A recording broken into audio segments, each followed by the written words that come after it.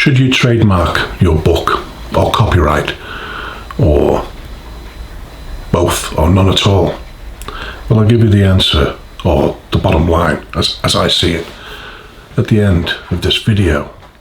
But first, if self-publishing is your thing, something you're really getting into, just starting out with, and you like my video, please subscribe, hit the notification bell to get notified on new videos as I upload them, and it would be much appreciated. Thank you. Trademarks or copyrights don't guarantee. Listen to the rain out there. You can hear it through the camera. We've had some terrible weather here in England as usual. Trademarks and copyrights don't guarantee that your book won't be stolen, or there won't be a copyright or trademark infringement. And it's not easy to do anything about. It can be expensive. It can be a lot of trouble. If you're with a traditional publisher, all that's taken care of because they have a financial interest in your book and what profits it makes. So they will likely copyright everything. But for most of us self-publishers, just starting out or doing it as a hobby, or not well known enough or influential enough, or know anyone influential enough that will help us get a traditional publisher, many of us just don't want it. We want complete control over our books, like I do. So it's not so easy to deal with copyright infringement. It really isn't. So you've got to look at what are you going to do. So let's take a look at trademarks, copyrights, intellectual property, and the pros and cons. Trademarks and copyrights work quite differently. A trademark can protect a business name, a trade name, a logo. It can even protect the colours of the logo, and even colours in general.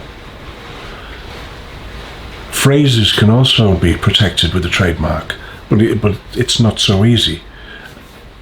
For example, if you tried to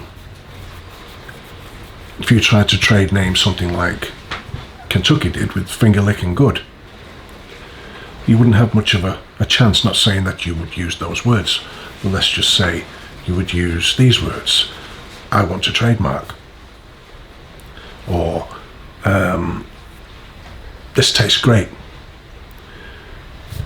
Your chances of you getting a trademark for that is very, very slim. You'd have to have a well-established business that was pretty much a household name to be able to trademark something like that. You can try it if you've got a phrase that you want to try, but it's going to be really hard. And you can't just try to trademark phrases for things you've come up with that you don't want somebody else to use in the future, that they might use in the future. You know, that's pretty pathetic, really. I mean, people have tried, but trying to trademark something just so no one else can have it, even though you don't want it, would be pretty silly. Registering a trademark can be a long process. Copywriting can be done it can be done as soon as you've put pen to paper. It's basically there. But to actually register a copyright can take a day, can take a few hours. It can be next to nothing at all. Trademarks are very different. I have several trademarks, and they took months to come through. And that's for businesses, not for books. That's for businesses selling books. For instance, I'll have names for a certain line of books, like my children's books. So I've registered that trademark. I've also bought the domain name, and I've done that with a few book series with different pen names, and I think it's a good way to go if you're doing a lot of books on a certain thing. or a certain subject, or under a certain pen name. A big series of books.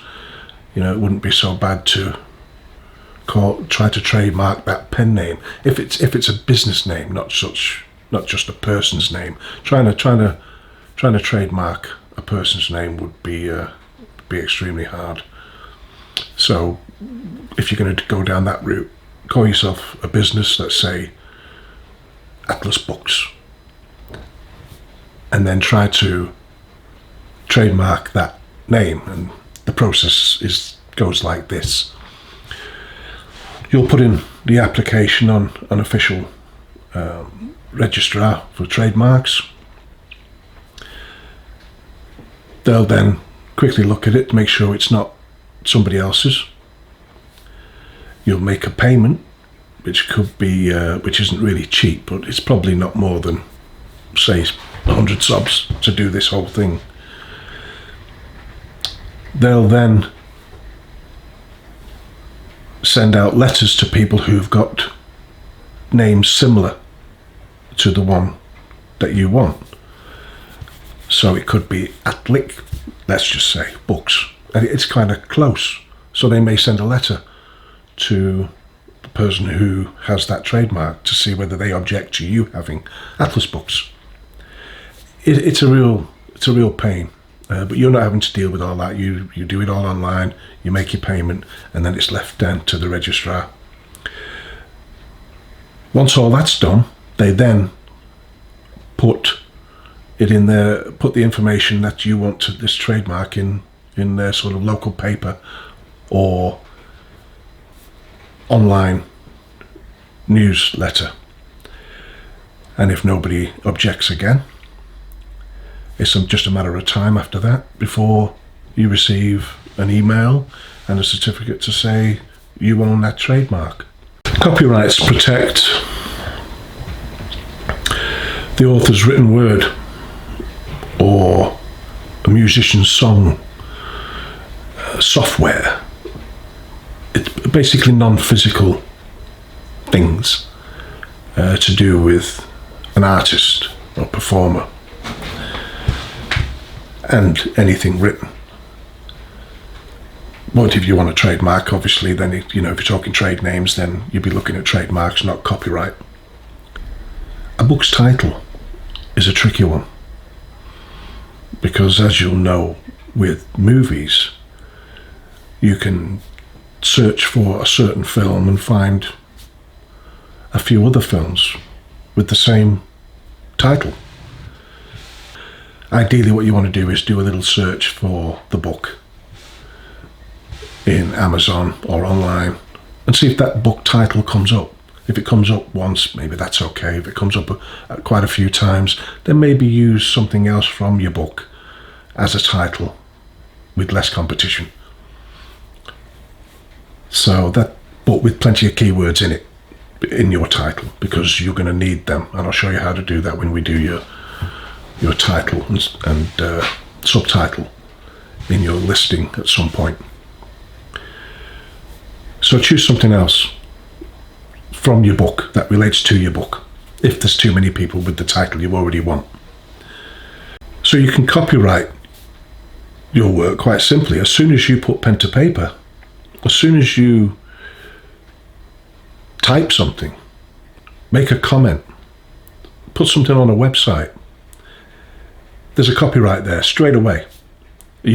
All you need, if you put it on paper, then take a digital copy, because with your camera, a digital camera, there's a date stamp in there, in the details. So you can always argue the point that you wrote that first. You wrote that book on paper before someone else published it. And you've got that proof. The bottom line is, if you're really worried about someone copying your book, go to a government website, look for information on copyright, and the chances are you'll be able to register your book or your manuscript, your words, whatever it is, for free. I wouldn't advise going the route of paying a private company, agency or whatever to copyright your book. It could cost you a fortune, and like I say, it's generally free. So it's just really a matter of you getting out there and doing a little search. But to be honest, if you're putting out line journals, low content books, put a few words in like I've done. Or you can go into greater detail and do a search on the internet, and there'll be loads of examples of copyright information. But don't go for half a page, just keep it small, and maybe put it on your title page, inside your first page, or behind your first page on a blank page of its own. But make it small. Don't use anything more than a 12 size font. Ideally use a 10. Just keep it out of the way. It's there, and it's a bit of a deterrent. Keep it simple.